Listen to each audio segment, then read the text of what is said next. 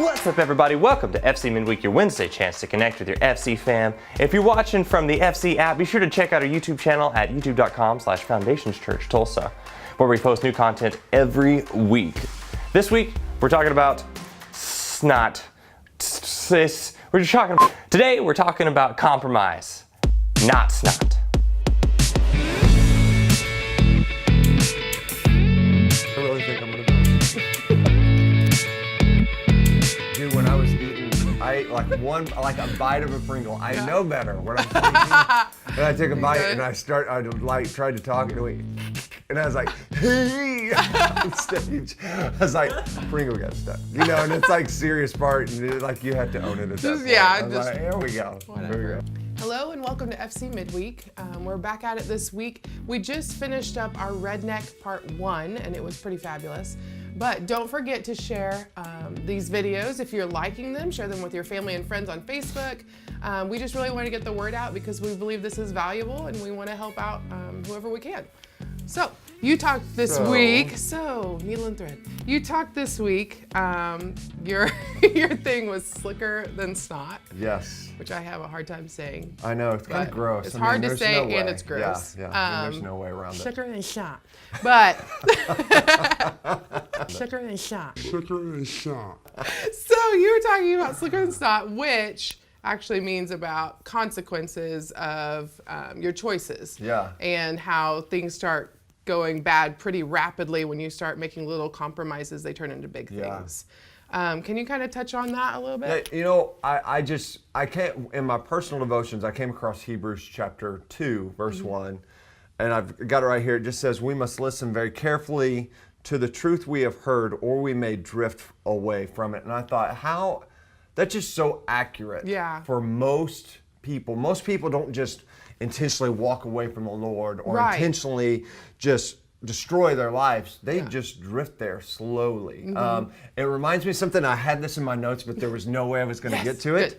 But it reminds me, on our honeymoon, Casey and I went on a scuba diving trip, and we were in Cancun, Mexico, all this stuff. And so we barely got to get out there because the weather was so bad. I mean, there were waves, and we should not have gone scuba diving, right?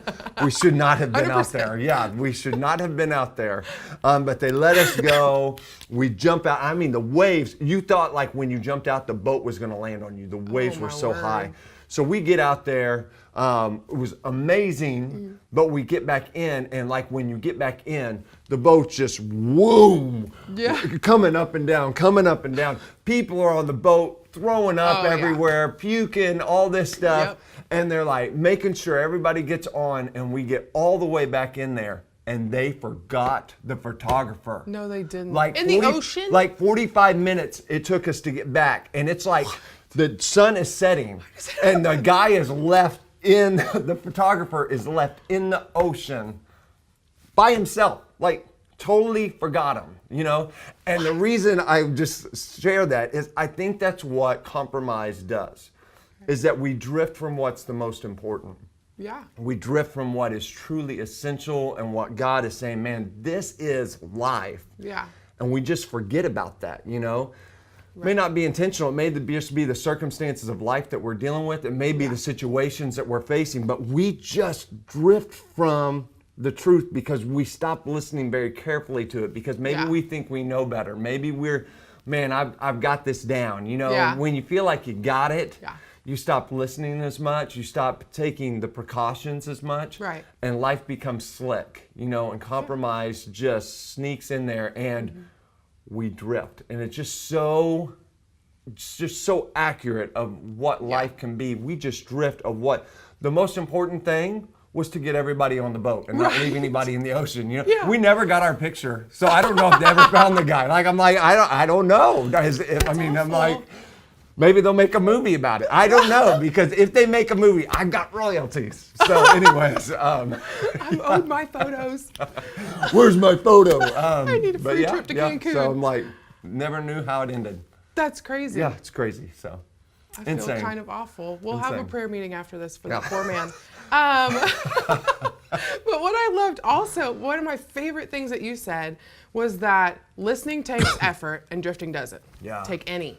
And I think that's so important because I think, as stereotypical as it is in our Christian walk, a lot of times we just kind of like get moving in the grooving and we just don't think about it anymore. It's become a lifestyle for us more than a relationship with Jesus. Yeah. And we think more of using effort in our marriages or even in our friendships or, with our parents or our children, but we don't think about it that way with Jesus. Yeah. It's like, because he's constant, because he's so good, we're like, well, he's always there. He's always there. But it takes effort to stay close to him because we're so fallible. Yeah. I mean, even last week talking about, if we're going to bear the fruit of the Spirit, you got to stay connected to the vine. Right. Perfect. And that takes a daily choice. That you choose to remain, that you choose to listen carefully. Yes. Because I think we're really great at times at telling God what we need, but we are not really good at listening to what He's asking. Yes. And how He's leading us and how He's wanting to direct us. And I think that's where a lot of us just miss it, is we just get in the grind and we get going and we're doing life and we're busy and we drift. And we drift by compromise, but we drift by busyness too. I think busyness brings so much compromise to our life because we just don't take the time to really evaluate, man, is this what I should be doing, or is this just what's easy to do? Yeah. Is this just what's convenient at the time? And compromise is super convenient. Oh, yeah. Drifting is super convenient, but listening isn't always convenient. Right. Because you have to stop what you're doing and you have to listen and you have to really listen carefully. So, and engage. Yeah. Okay. Absolutely. Love that. So I was wondering, what are some signs of compromise in a person's life that maybe even some like little red flag signs that people can kind of look for to see if they're drifting? Yeah.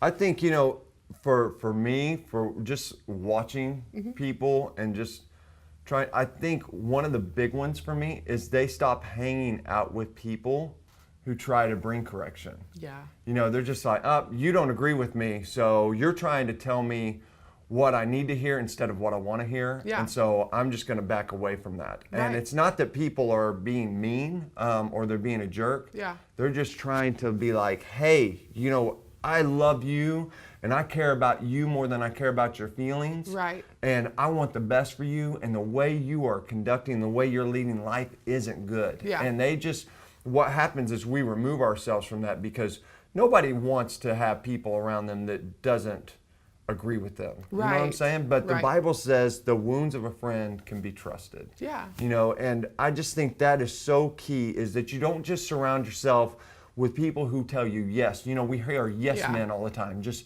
yes men, yes men. And it's not that we surround ourselves with people who are yes men, but people who are truthful people in our lives. And I think that is so important. And then I would say, I think there are times, just to bring compromise, is that life isn't producing what it should. If life is producing more regret than promise, something's off. You drifted somewhere along the lines. If life is not, you just got to own your choices, because I love the point was, you may not always get what you want, but you always get what you choose. Yeah. And our choices, man, they just make us. And so just look at what's your choices yielding, what's it producing, and if it's not what, man, you're wanting and what God's wanting, then something needs to change. Yes. The choices you're making needs to change. The people that you are associating with and the people you're hanging out with probably needs to change, because, man, it's hard to do right when you're hanging with wrong. Right. I mean, it's just hard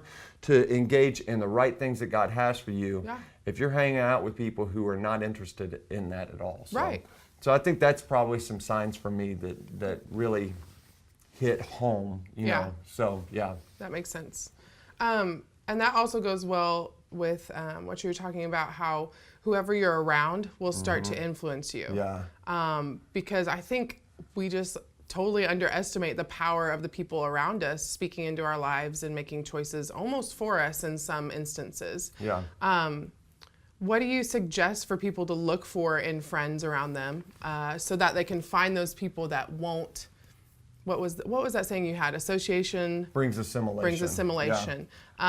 That will bring healthy things into their life versus the people they're around. I think, for me, what I look for is I look for people who, man, I just like who they are. Yeah. You know what I'm saying? I think after you've been hanging around people for a while, you can tell if their life's full of drama. Yeah. You can tell if they're really a great person. I'm not talking just interacting with them in like a few moments, but just, I can, man, you're a great guy, you're a great girl, or I love this marriage, or I love that. I just love the way you interact with your kids and other people. I think that's one thing I look for. I try to find people for me personally that I like who they are, because I want to, like even our staff, when we make hires, I want to work with people that I like, not people that I put up with, you know? And I think that's important for us is finding people that we like and we admire. And we don't like to say that word a lot, oh, I admire them, but man, there's people you need to admire in your life, and you've got to take on the responsibility